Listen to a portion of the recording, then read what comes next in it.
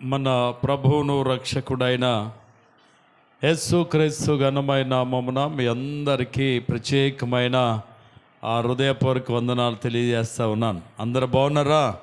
సరిగట్టిగా దేవునికి స్తోత్రం చెబుదాం. హల్లెలూయా. దేవుడు తన మహా ఉచితమైన కృప ద్వారా చాలా విపరీతమైనటువంటి గాలుపులు ఈ వారం దినాలు కూడా ప్రభు ఎంతో కాచి దాచి కాపాడి భద్రపరిచారు. మనందరం కలిసి ప్రభు యొక్క పాద సన్నిధిలో ఇటు విధంగా ప్రభును స్తుతించడానికి, ఆరాధించడానికి, ఆయన నామమును ఘనపరచడానికి కూడా ప్రభు కృపనిచ్చారు. ఈ రాత్రి మనందరం కలిసి ఇంతవరకు పాటల్లో, ప్రార్థనలో, అలాగే ఆరాధనలో, వాక్య పరిచర్య మరి వెళ్ళబోతున్నటువంటి ఇంతవరకు కూడా ప్రభు అన్ని విషయాల్లో మనకు ఎంతగానో సహాయం చేశారు. కొద్ది నిమిషాల్లో దేవుని యొక్క వాక్యమును మనం జ్ఞానం చేద్దాం. ఈ చివరి గడియల్లో మనం అందరం కూడా ఎందులో బలం పొందుకోవాలంటే, ఒకటి ఇందాక మనం పాడుకున్న ఆరాధనలో ప్రార్థన అనేది ఎలాగో మనం చేయాలో, ఎలాగో మనం చేసే ప్రార్థనకు ఫలితం కలుగుద్దో, అలాగూ ప్రార్థన చేసిన ఒక ఆయనకి ఏం కలిగిందో ఆయన కోసమే నేను మీ జ్ఞాపకం చేసి త్వరగా ముగిస్తాను. మత్తయి సువార్త, దయచేసి పరిశుద్ధ గ్రంథాలు తెరుద్దాం. మత్తయి సువార్త 6వ అధ్యాయము 5వ వచనం కానించి 7వ వచనం వరకు ఇలాగ రాయబడ్డది. మరియు మీరు ప్రార్థన చేయనప్పుడు, చూడండి ఇక్కడ కొన్ని పాయింట్లు చెప్పాడు, ఒక్కొక్కటి నేను మీకు జ్ఞాపకం చేస్తాను. మొదట చాలామంది ఈ కడవరి దినాల్లో ప్రార్థన చేయుటలో, ప్రార్థనకి వెళ్ళుటలో, మందిరంలో, లోకములో కూడా ఎలాంటి వారు ఉంటారు అని అంటే తెలుసా? వేషధారులు ఉంటారట. వేషధారులు అని అంటే ఏంటంటే వేషాన్ని వేసుకునేవారు. అది క్రైస్తవ వేషం అవ్వచ్చు, మరొకటి అవ్వచ్చు. వీళ్ళు ఎవరు అని అంటే వేషధారులు. చాలా జాగ్రత్తగా మనం గమనిస్తే ఇట్టి వేషధారుల గురించి ప్రభు ఆయన ఏం చేశారు అని అంటే మరొకసారి మనకు జ్ఞాపకం చేస్తున్నారు. ఎలాగా? ఇంగో మీరు యాసదారులు వల్లే మీరు ప్రార్థన చేసినప్పుడు ఉండొద్దు అన్నాడు. వేషధారుల వల్లే ఉండొద్దు. మీరు గమనించండి, ఇద్దరు మనుషులు ప్రార్థన చేయడానికి మందిరానికి వెళ్ళారట. ఇద్దరు మనుషులు ప్రార్థన చేయడానికి మందిరానికి వెళ్తే అందులో పరిసయ్యుడి గురించి ఒక ప్రార్థన రాయబడ్డది. ఏంటా ప్రార్థన? తన జీవితాన్ని మనం గమనిస్తే ఆ మందిరంలో తనకంటే గొప్పవాళ్ళు లేనన్నట్టుగా తానే ఏం చేయించుకున్నాడు? గొప్పగా ఎంచుకున్నాడు. అన్నీ నేనే అనుకుంటూ హెచ్చించబడ్డాడు. నిజానికి గమనిస్తే దేవునికి కావాల్సింది నేను అనేటువంటి స్వభావం కలిగిన ప్రార్థన కాదు. ఏ ప్రార్థన కావాలా? తగ్గింపు జీవితం కలిగినటువంటి ప్రార్థన కావాలా? వేషధార ప్రార్థన దేవునికి అక్కర్లేదు. వేషధార ప్రార్థన దేవుడు వినడు. దేవునికి కావాల్సిందే ప్రార్థన తెలుసా? హృదయపూర్వకమైన విజ్ఞాపన. గట్టిగా దేవునికి స్తోత్రం చెబుదాం. హల్లెలూయా. వేషధారణతో కూడిన ప్రార్థన అంట. అందుకే ఇక్కడ ఈ రాత్రి మనకు చెప్పేది ఏంటంటే, పరిసయ్యులు లాంటి వారు ఎవరైనా ఉంటారేమో, పరిసయ్యులు లాంటి స్వభావం కలిగి ఉంటారేమో, దయచేసి మీరు అలాగూ ఉండొద్దు. మీరేం చేయండి? వేషధారుల వల్లే మీరు ఉండవద్దు. మీరు ఎలా ఉండాలి తెలుసా? ఎలాగ ఉండాలా?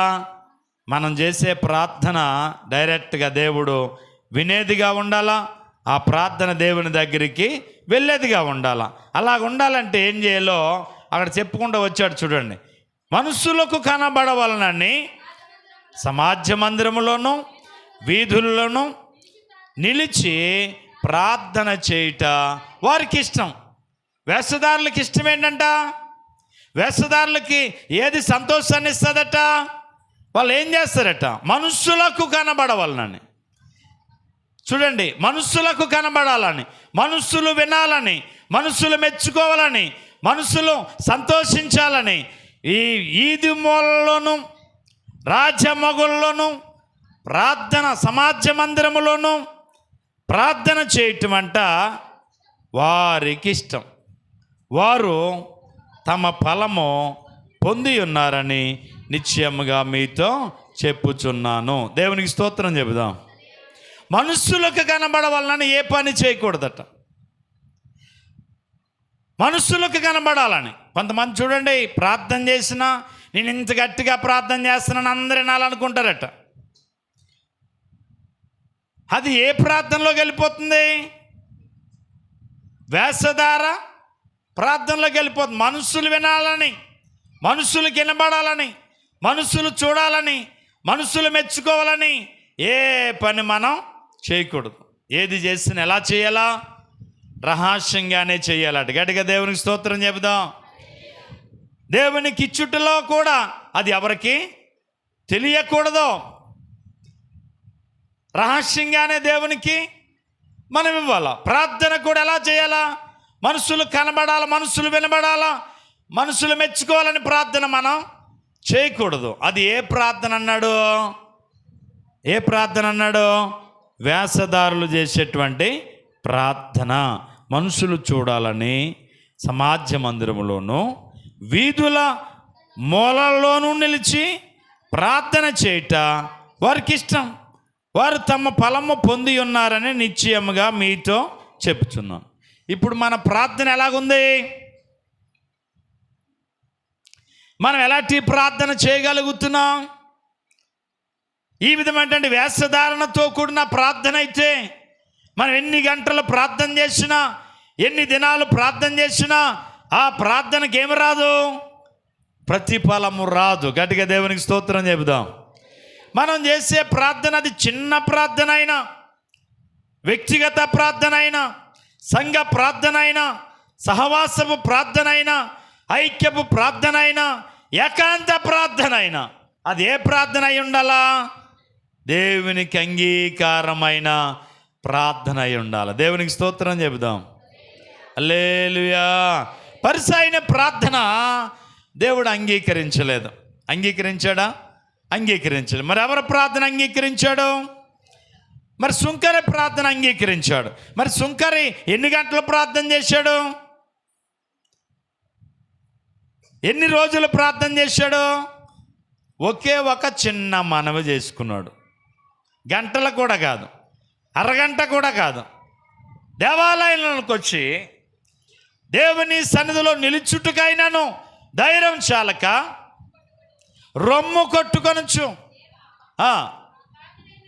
పాపినైన నన్ను కరుణించమని అతడు చిన్న ప్రార్థన చేశాడు. ఎవరు నన్ను ఒప్పుకున్నాడు? పాపినైన నన్ను కరుణించమని చిన్న ప్రార్థన చేశాడు. ఆ ప్రార్థన అంట దేవునికి అంగీకారమైందట. గట్టిగా దేవునికి స్తోత్రం చెప్దాం. హల్లెలూయా. కాబట్టి ఈ ప్రార్థన మనం చేయగలుగుతున్నామా? లేక పరిచయం లాంటి ప్రార్థన ఉందా? దేవుడు అంగీకరించాలంటే ఏ ప్రార్థన మనం చేయాలా? ఏ ప్రార్థన మనలో ఉండాలా? మనం తగ్గాలా, ఆయన హెచ్చించబడాలా. మనం తగ్గించబడాలా, ఆయన నామము హెచ్చించబడాలా. మనం ఎవరమో, ఏమై ఉన్నామో అది ప్రభు దగ్గర మనం చెప్పగలగాలి. గట్టిగా దేవునికి స్తోత్రం చెబుదాం. హల్లెలూయా. సుంకరి తనకు తానుగా నిలబడ్డానికి కూడా ధైర్యము చాలలేదు.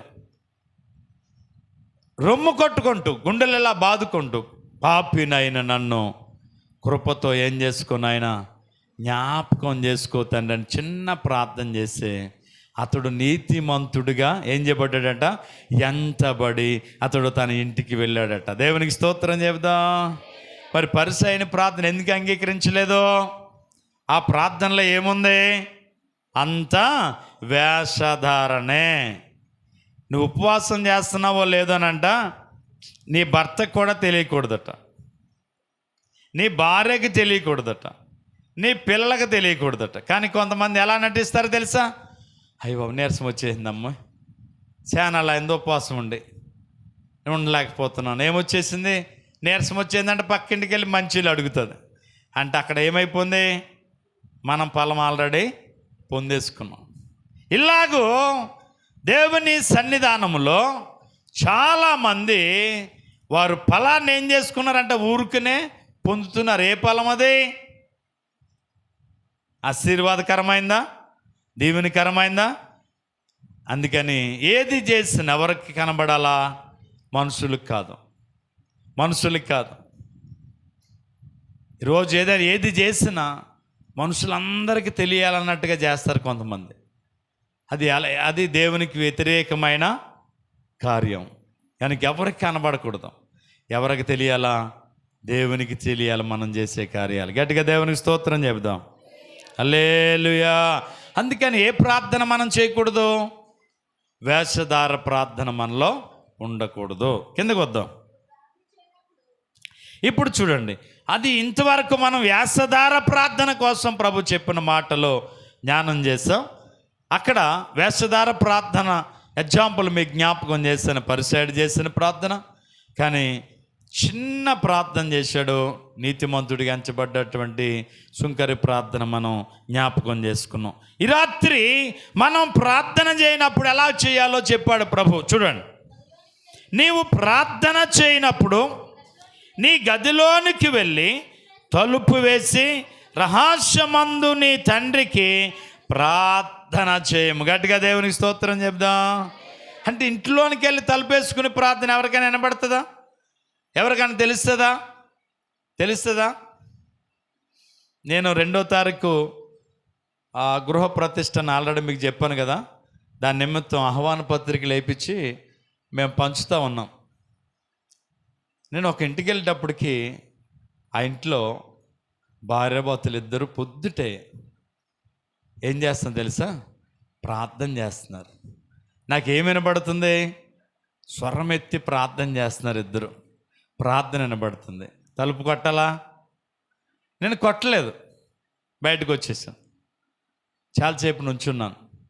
ఆ తర్వాత వాళ్ళు తలుపు తీశారు.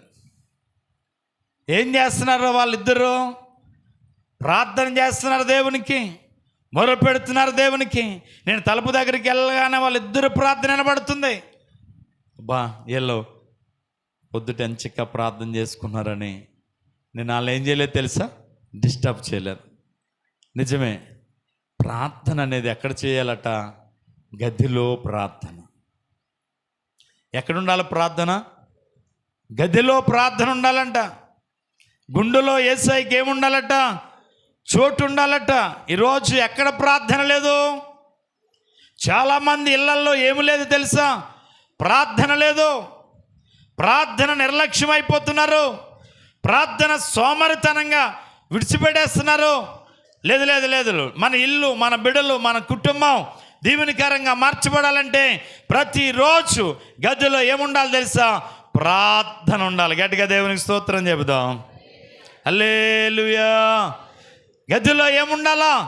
ప్రార్థన ఉండాలా. ఉందా నీ గదిలో ప్రార్థన? నీ ఇంటిలో ప్రార్థన ఉందా? నువ్వు ప్రతిరోజు నీ గదిలో ప్రార్థన చేసే బిడ్డగా ఉన్నావా? దేవునితో సహవాసం చేయగలుగుతున్నావా? నీ పని ఒత్తిడి వల్ల ప్రార్థన చేయలేకపోతున్నావా? ఆలోచన చేయి. నువ్వు ప్రార్థన చేయనప్పుడు ఎక్కడ చేయాలా? గదిలోనికి వెళ్ళి తలుపు వేసుకుని రహస్యమందు చూచుతున్న నీ తండ్రికి ప్రార్థన చేయి. అలాగ నువ్వు ప్రార్థన చేయగలిగితే ఆ ప్రార్థనకు ఏం జరుగుద్ది? రహస్యమందు చూచు నీ తండ్రి నీకు ప్రతిఫలం ఇచ్చును. గట్టిగా దేవునికి స్తోత్రం చెప్దాం. ఏం చూసేవాడట ఆయన? రహస్య స్థలం ముందు ఉన్నటువంటి సంగతి అంతా ఆయనకి ఎరుగునట్ట. మరుగైన సంగతులు ఆయనకి తేటతెల్లమంట. ఆయన మనుషుల పైరూపం కంటే అంతరంగమును ఏం చేసేవాడట? పరిశీలించే దేవుడట. కాబట్టి నువ్వు రహస్యమందున్న దేవునికి తలుపు వేసుకుని ఇంటిలో మోకాల్లోని ఆకాశం వైపు చేతులెత్తి నీకు నవసతుల కొరకు కన్నీళ్లు కార్చి నువ్వు దేవుని దగ్గర ప్రార్థన చేయగలిగితే నీ ఇంటిలో ప్రార్థన నీకేమిస్తాడంటే దేవుడు, ఆ ప్రార్థన చూసిన దేవుడు నీకు ప్రతిఫలం ఇస్తాడట. గట్టిగా దేవునికి స్తోత్రం చెబుదాం. ఎక్కడ ప్రార్థన కావాలా? ఇంటిలో ప్రార్థన కావాలా? చాలామంది ఇంటిలో ప్రార్థన ఉండదట. ఎలా చేస్తారట? ఈదులో చేస్తారట, ఈదు మూలల్లో చేస్తారట. వీళ్ళు ఇంట్లో ప్రార్థన చేయరు, ఎదరోళ్ళ ఇంటికి వెళ్ళి ప్రార్థన చేస్తారట కొంతమంది. ముందు ఎక్కడుండాలి ప్రార్థన? ఎక్కడుండాలా? మన ఇంటిలో ఉండాలా. మనం ఆత్మీయంగా మనం బలపడాలా. మనం ప్రభుతో మంచి సహవాసం సంబంధాన్ని కలిగి ఉండాలా. ఇంటిలో నీకు ప్రార్థన లేకపోతే, ఈదులో నువ్వు ప్రార్థన కోరుకున్నావంటే నువ్వెవరు అనుకోవాలా? వేషధారు. ఇందులో సందేహం ఏమీ లేదు. వేషధారులు ఎక్కడ కోరుకుంటారో? ఈది మూలల్లో ప్రార్థన చేయడానికి కోరుతారట. కనుక ముందు మన ఇంటిలో ప్రతిరోజు ఏముండాలా? ప్రార్థన ఉండాలా. ఉందా? మనం ప్రతిరోజు తలుపు వేసుకుని మనము, మన పిల్లలు, మన భర్త, మన భార్య కలిసి కొంత సమయమైనా ప్రభు సన్నిధిలో ప్రార్థన చేయగలుగుతున్నామా? ప్రార్థన చేయగలుగుతున్నామా? ఆలోచన చేయండి ప్రియదేవుని బిడ్డలారా. దేవుని సన్నిధిలో మనం ఏం చేయాలి తెలుసా? ప్రార్థన చేయువారమై ఉండాలట. గట్టిగా దేవునికి స్తోత్రం చెబుదాం. ఒకసారి ఆలోచన చేయండి. మన ఇంటిలో ప్రార్థన ఉందా? మన గదిలో ప్రార్థన ధూపం దేవుని దగ్గరికి వెళుతుందా? మన ఇంటిలో ప్రార్థన ధూపం ఎక్కడికి వెళ్ళాలా? దేవునికి వేయాలట ధూపం. ప్రతిరోజు ఆ ధూపం ఏమవ్వకూడదట? ఆరకూడదట. ప్రతిరోజు సమయానికి మోకాల మీదకి వెళ్ళిపోవాలట. కనుక గమనించండి. నేను చాలాసార్లు చూస్తూ ఉంటాను, నైట్ చర్చిలోకి వచ్చి ప్రార్థన చేస్తారు. మీరు అందరూ చాలామంది చేస్తారు, కొంతమంది రారనుకోండి. ఎంత చెప్పినా వాళ్ళు సీరియల్కి బానిస అయిపోయి, ఇంటికాడ తిండికి బానిస అయిపోయి, టీవీలకి అతిక్కుపోయి ఎక్కడ రారో? మందిరానికి వచ్చి ప్రార్థన చేయరు. కానీ చాలామంది మందిరంలో ప్రార్థన చేస్తాను చూస్తాను నేను.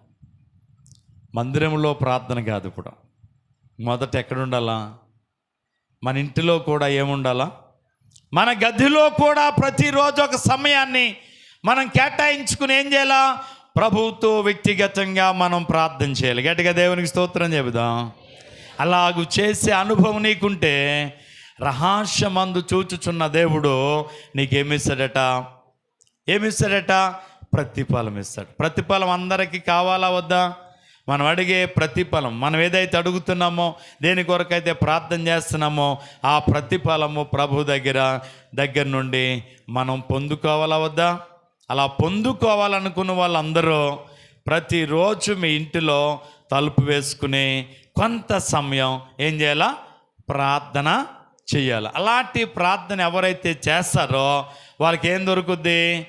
ప్రతిఫలం దొరుకుద్ది. ప్రతిఫలం కావాలొద్దా? కావాలొద్దండి? మీరు చేసే ప్రార్థనకి జవాబు కావాలొద్దా? మీరు అడిగే ఈవులు దేవుడు మీకు ఇవ్వాలొద్దా?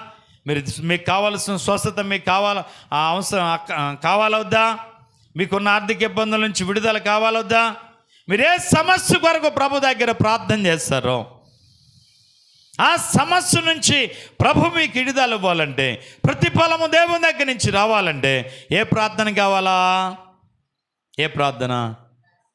ఎక్కడ ప్రార్థన?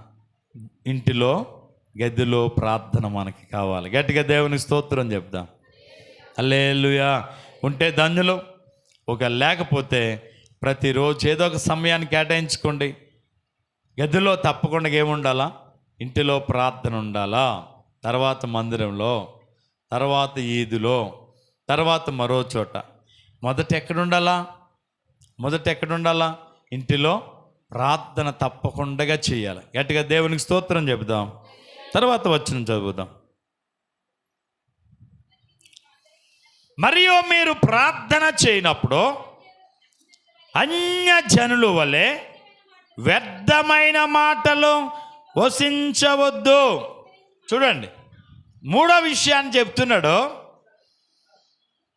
మీరు ప్రార్థన చేసినప్పుడు అన్యజనుల వలె వ్యర్థమైన మాటలు పలకూడదట ప్రభు దగ్గర. ఏ మాటలు? వ్యర్థమైన ప్రార్థన చేయకూడదు, పనికిరాని మాటలు ఉచ్చరించకూడదట. ఏ మాట మట్టే ఆ మాట మాట్లాడేయకూడదట ప్రభు దగ్గర. అన్యజనులు అలా మాట్లాడతారట.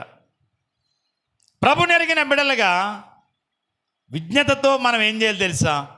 ప్రార్థన చేయాలి. ప్రార్థించేటప్పుడు చాలా జాగ్రత్తగా ప్రార్థన చేయాలి. ఎవరైనా ఒక పెద్ద ఆఫీసర్కి మనం ఫోన్ చేయవలసి వచ్చినప్పుడు ఎలా చేస్తాం? ఇదిగో బాగున్నారా, ఇదిగో అలాగా అంటారా? ఎవరైనా ఎవరితో మాట్లాడబోతున్నాం? ఒక ఆఫీసర్తో మాట్లాడబోతున్నాం. మాట్లాడినప్పుడు ఎంత జాగ్రత్తగా సార్ సార్ అంటూ ఉంటాం కదా.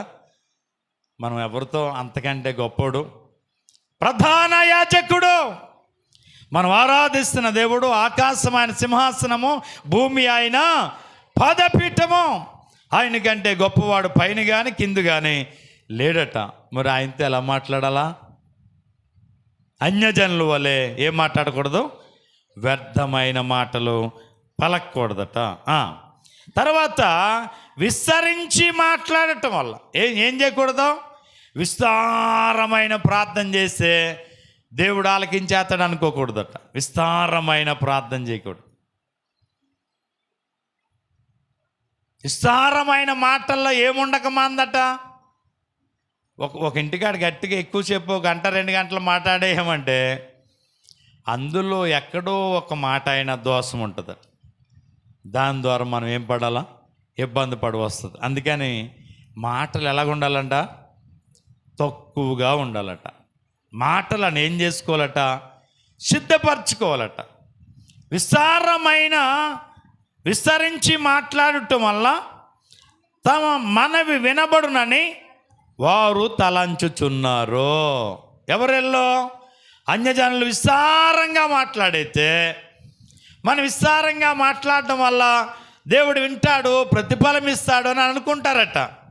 అందుకని విస్తారమైన ప్రార్థన ఎవరు చేశారో? పరిసయ్యుడు చేశాడు. అన్యాయస్తులు, సోరులు, వ్యభిచారులు, దొంగలు, అల్లా కాదు ఇల్లా కాదని ఎవరు చేశారో? పరిసయ్యుడు చేశాడు. ఏమి విన్నాడా దేవుడు?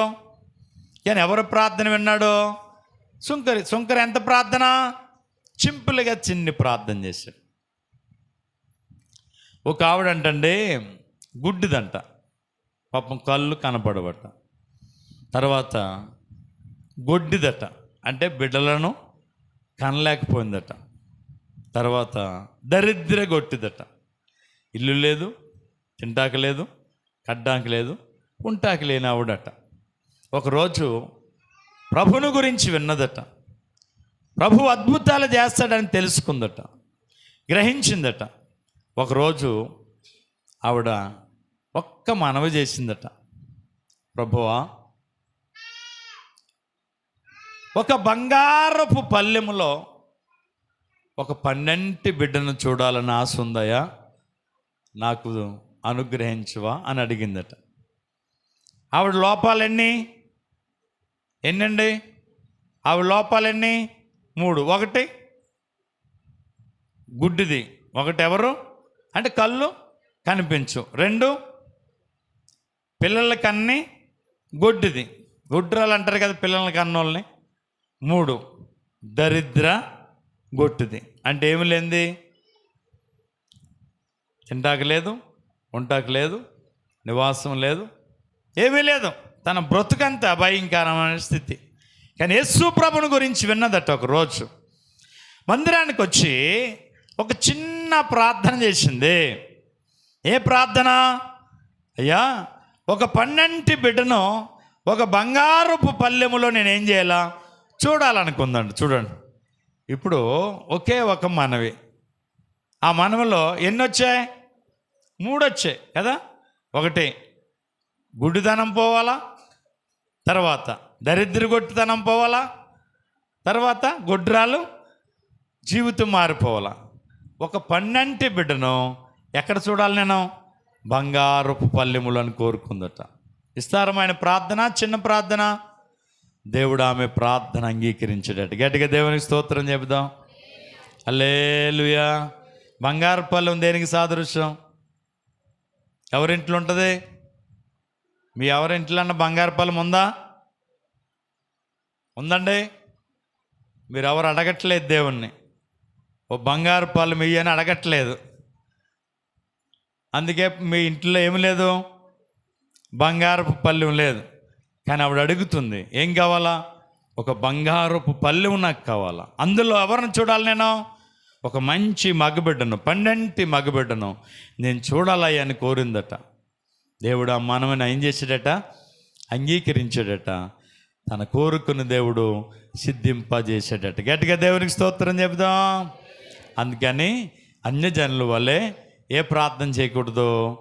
విస్తారమైన ప్రార్థన చేయకూడదు. ఎందుకంటే విస్తారమైన మాటల్లో ఎక్కడో దిక్కుని ఏం పలికేస్తామంట? పలకొన్న మాట పలికేస్తామంట. అది ఏమవుతుంది? మనకి కీడవుతుంది. అందుకని ప్రార్థన చేసినప్పుడు అన్యజనుల వల్లే వ్యర్థమైన మాటలు ఏం చేయకూడదు? పలకకూడదు. రెండవది, విస్తరించి మాట్లాడకూడదు.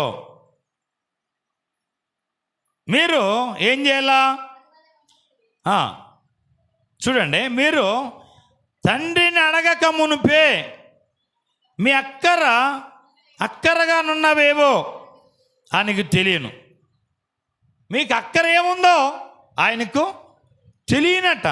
కాబట్టి మనం చిన్న ప్రార్థన చేయగలిగే వారిగానే ఉండాలి.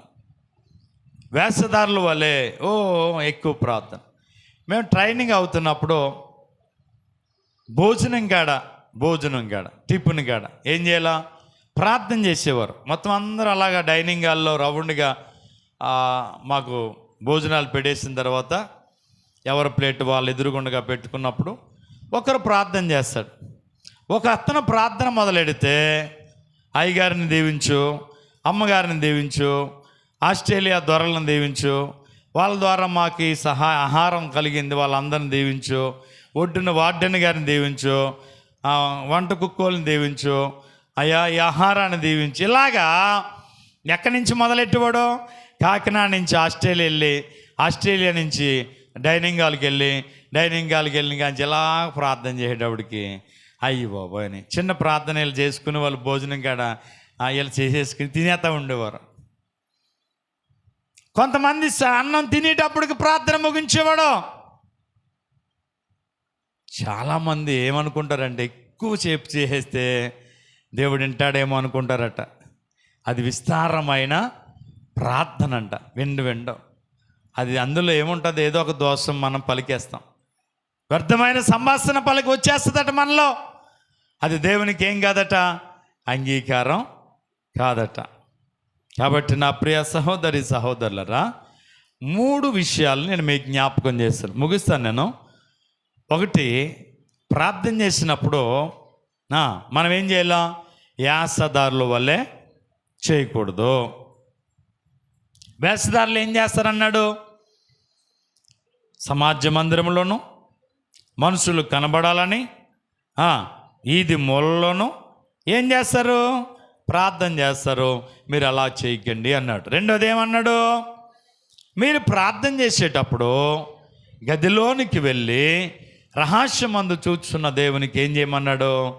ప్రార్థన చేయండి అన్నాడు. మూడవది ఏమన్నాడు?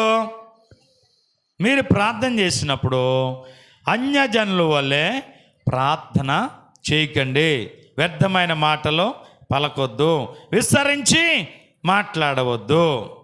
ఎందుకో తెలుసా? ఆ ప్రార్థన దేవునికి అంగీకారం కాదు. నాలుగవది ఏం చెప్పాడు? మీరు అడగక మునిపే మీ అక్కరెరిగిన వాడు దేవుడు. గట్టిగా దేవునికి స్తోత్రం చెబుదాం. అడగక మునిపే ఏమెరిగిన వాడట? మన అక్కర ఆయనకి తెలుసట. ప్రభా, నాకున్న కొదువేంటో నీకు తెలుసు, నాకు సహాయం చేయని చిన్న ప్రార్థన చేయగలిగితే వాళ్ళని నెరిగిన వాడు కనుక, నీ అక్కర ఆయనకి తెలుసు కనుక, నీ కొదువు ఆయనకి తెలుసు కనుక, నీ ఇబ్బందులు ఆయనకి తెలుసు కనుక, నీకున్న సమస్యలు ఆయనకి తెలుసు కనుక ఆయన ఏం చేయగలుగుతాడంటే వాటన్నిటి నుంచి నీకు విడుదల ఇస్తాడట. ఇది 4 విషయాలు. ఈ 4 విషయాలు మనం అలవర్చుకుని దేవునికి ఇష్టమైనది ఏదో అందులో 2 సంగతులు మనకి దేవునికి ఇష్టమైనవి. ఒకటి, రహస్యమందు చూచు తండ్రికి ఏం చేయాలో తలుపు వేసుకుని ప్రార్థన చేయాలి. రెండవది, మన అక్కరేంటో ఎరిగినోడు దేవుడు కనుక ఆయన దగ్గర ప్రార్థన చేస్తున్నాం. ఆయనకి తెలుసు, ఆయన మన హృదయాలను ఎరుగును. ఆయన హృదయాలు ఎరుగుని దేవుడు. మనుషులు ఎరగరు మన హృదయముల ఆలోచన, మన తలంపు మనుషులకు తెలియదు. పైరూపం చూస్తారు. ఎర్రగా ఉంటే మంచి ఎర్రగా ఉన్నాడు అంటారు, నల్లగా ఉంటే అయ్యి బాబు నల్లగా ఉందంటారు. కానీ హృదయం ఎంత తెలుపు వాళ్ళకి తెలియదు. అది ఎవరికి తెలుసు? దేవునికి తెలుసు. కనుక మనం చింతపడక్కర్లేదు. గట్టిగా దేవునికి స్తోత్రం చెబుదాం. హల్లెలూయా. ఈ విధంగా రహస్యం అందున్నటువంటి తండ్రికి తనకు వచ్చినటువంటి కష్టములో తనకు ఒక వార్త వినబడ్డది. ఏ వార్తో తెలుసా? అది మరణకరమైన వార్త. ఏ వార్త? అది మరణకరమైన వార్త. ఆ మరణకరమైన వార్త ఎవరికో తెలుసా? బయటి వారికి కాదు, వినబడేవాడికే. ఇదిగో నీతోనే చెప్తున్నానని ఒక మరణకరమైన వార్త చెప్పాడు. ఆ వార్త వినబడినప్పుడు ఆయన ఏం చేశాడో ఒక్క సంగతి నేను చెప్పేసి నేను ముగిస్తాను. యెషయా గ్రంథం 38వ అధ్యాయం. యెషయా గ్రంథం 38వ అధ్యాయం 1వ వచనం నుండి.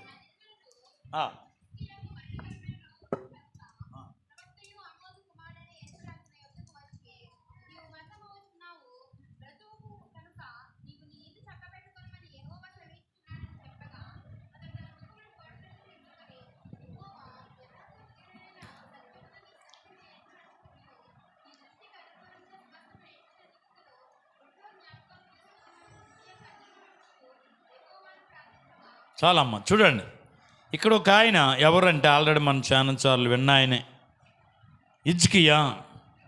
హిజ్కియా మరణకరమైనటువంటి రోగం వచ్చిన వాడట. ఏమొచ్చింది దానికి? మరణకరమైన రోగం. ఈ రోగం వల్ల చనిపోబోతున్నాడు. ఎందుకో దేవునికి దయ కలిగి యెషయా అనేటువంటి ప్రవక్తనంట హిజ్కియా దగ్గరికి పంపించాడట. హిజ్కియా దగ్గరికి యెషయా రాగానే యెషయా చెప్పిన మాట ఏంటి తెలుసా?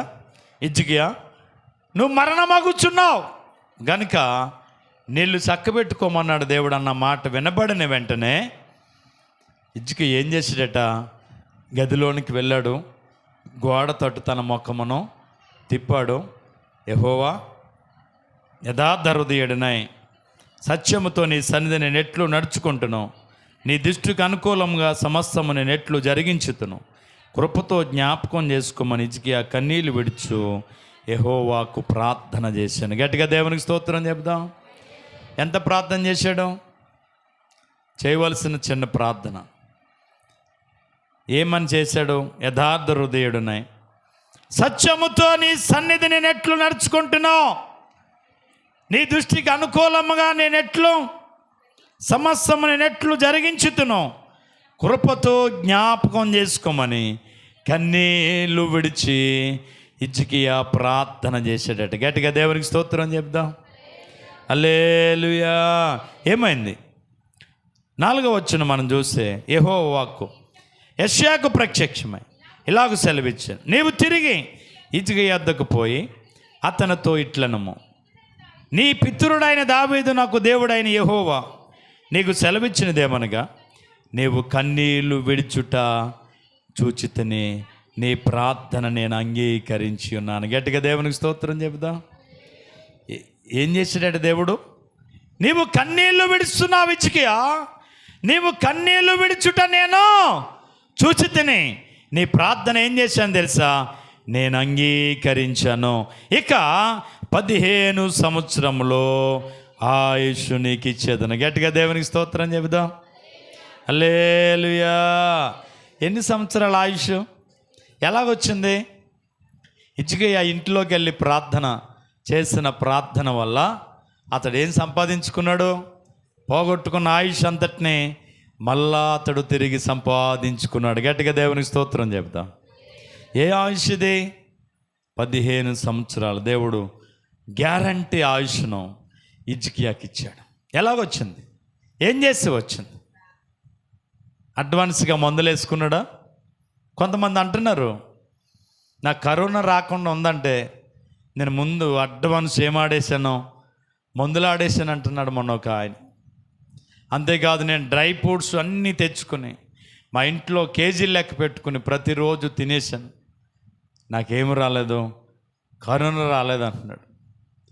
కాదు కాదమ్మా, నా ప్రియ సహోదరి సహోదరులరా, హిజ్కియాకు ఇవన్నీ ముందు తినేయటం వల్ల, ముందు చేయించుకోవటం వల్ల ఆరోగ్యం రాలేదో. ఎలాగొచ్చింది? ఏం చేసి వచ్చింది? అతడు ప్రార్థన.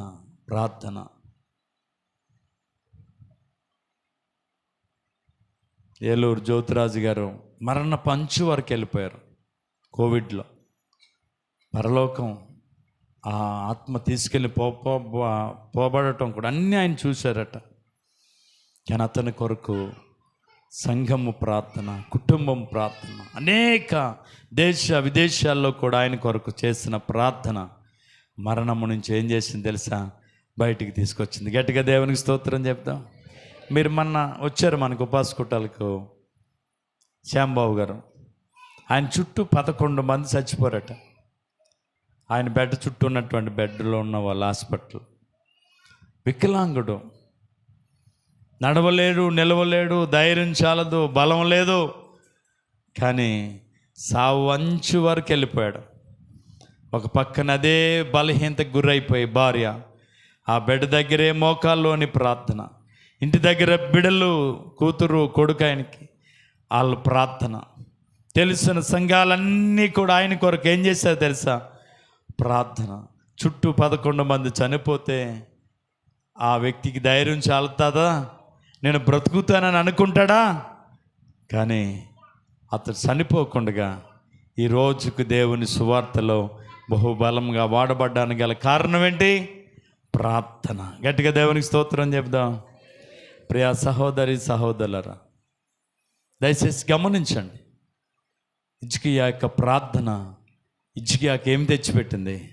ఆయుష్ తెచ్చిందే. మరి నీ ప్రార్థనకు దేవుడు జవాబు ఇవ్వడా?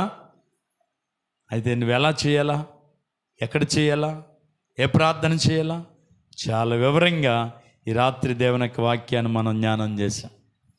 ఇలాగ నువ్వు ప్రార్థన చేయగలిగితే, ఈ విధమైనటువంటి ప్రార్థన అనుభవాన్ని నువ్వు కలిగి ఉండగలిగితే, హిజ్కియా పొందిన ఆశీర్వాదం నీ కుటుంబం, నా కుటుంబం కూడా పొందుకోవడానికి అవకాశం ఉంటుంది. అట్టి ప్రార్థన అనుభవంలో మనం ముందుకు సాగిపోతాం.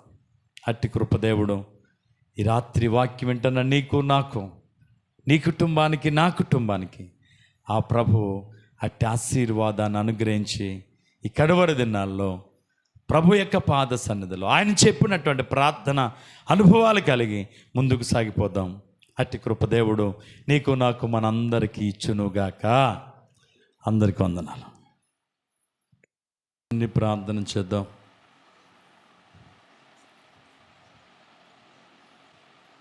అందరూ ప్రార్థన చేద్దామా, చిన్ని ప్రార్థన చేద్దామా.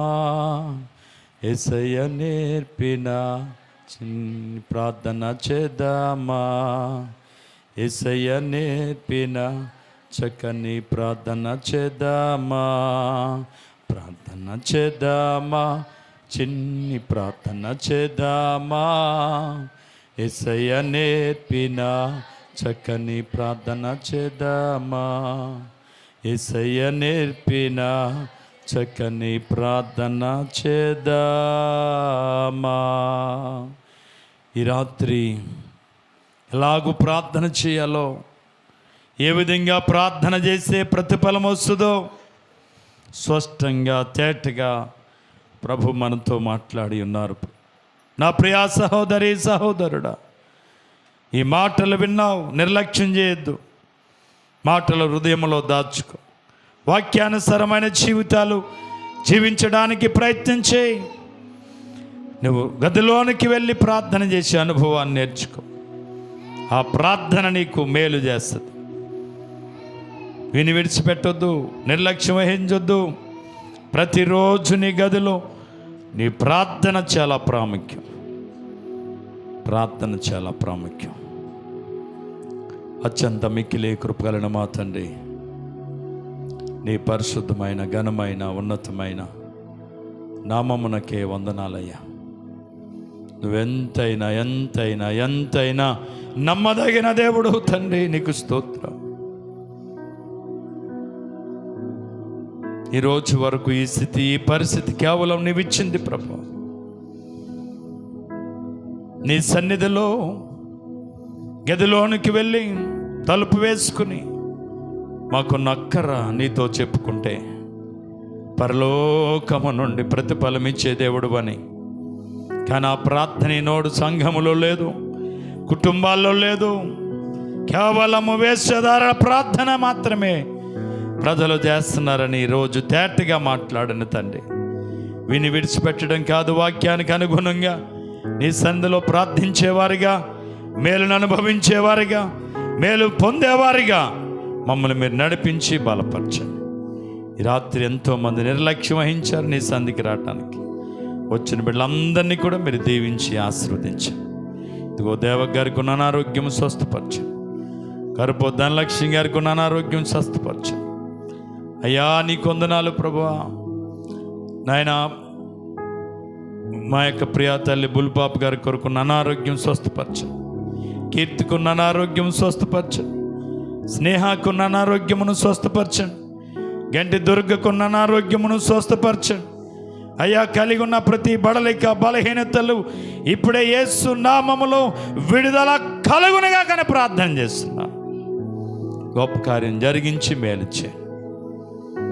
అయ్యా నీ కొందనాలు ప్రభువా. ఈ రాత్రి విన్న మాటలు ప్రతి హృదయంలో ఫలింపచేయండి.